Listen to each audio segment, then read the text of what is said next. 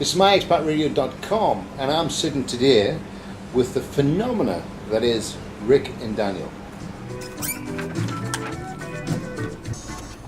Robert Palmer, Johnny and Marie. Johnny and Mary. Mary. Marie. Mary. Beryl. Susan. Cuthbert. That's a boy's name. Cuthbert. Yeah, so. I went to a christening once and there was a little 2-year-old boy walking around, and guess what his name was? What? Percy. No. What a shame. Percy. Percy. He was such a cute little thing. I went to a christening once and they dipped the baby in the font with the water. Yeah. His name was Bob. No. Oh, who's got that? So the question everybody wants to know, guys, is what colour underpants have you got on today? I'm wearing blue Calvin Kleins today, And Daniel? Steve. I'm a commando guy. Oh, for goodness sake, I can smell it from here. I like to swing free. And So we broke the ice. Okay. Moving on. Channel 4. Channel 4. The early days of Channel 4. Yeah. If we just go back to Rick for this. Channel 4.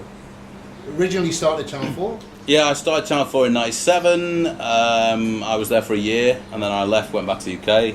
Came back in 99, did about 3 months on Channel 4, and then launched Radio 1 and 2 for Emirates Media.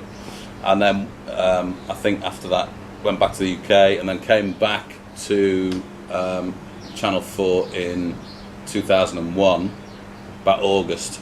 And I joined to do afternoons, and Danny at the time was doing the news, reading the news in afternoons.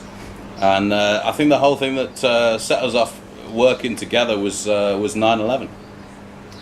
I remember specifically because it was a quiet afternoon, and Garrick at the time, our production guy, and our PD at the time, Peter, were in another room, and I came out and said, planes just hit the World Trade Center.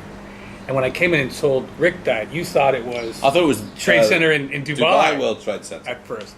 But we all huddled around the TV there, and of course those first few pictures were pretty Everyone was crazy. saying, I think the decision was made in about 60 seconds. Everyone said, oh, it's a light aircraft that's hit, and this is just something that happens. And someone in the room, I think it might be you actually, said, that's not a light aircraft. That's a big plane's gone in there.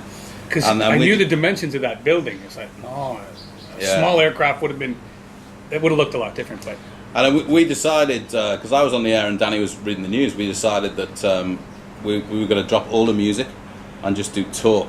And we stayed on the air that night till 10 o'clock? Yeah, 10 o'clock. We were on for about 6 hours just doing pure talk. And we had a fader on the desk which linked us to CNN or Fox News or whatever it was. And we got the second plane live coming into the building, and all the other radio stations in Dubai at the time were sticking with music, and they were a little bit too nervous maybe to go with this. I think if you, without blowing our own trumpets, if you asked anyone who was in the UAE on that day, they will tell you that they heard the news on Channel 4, which was great. But what it did was it also made us realise that, or made me realise that working with Danny was actually pretty good, because we bounced off each other even then. we already when it was started serious times. on the back of news doing little, sketches and whatnot and characters. We'd already started introducing a little bit of that. Yeah, you see, it's things like that. That was the other thing I noticed as well, is when we were doing it last time, and just now actually, everything is like standing to attention, almost doing it, not the rate that much of just sitting around Talking. and talking. So that was the start of Rick and Daniel.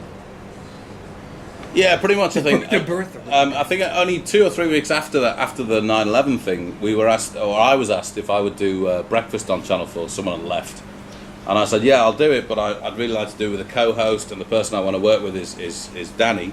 I remember the first day actually. So do I. I remember a particular phone call, in fact. I guess Danny had been preparing for this for about 3 weeks. He got everything sorted out, production elements and preparation and jokes and gags and everything else, and I'd gone out the night before. It should have been an indication of I was to come in the future. Yeah, I think I finished drinking at 3 a.m. and ended up at the radio station at 6 a.m. And I was quite, in those days, I was a little bit shocked, to be honest. Like, you went out to what? We're what?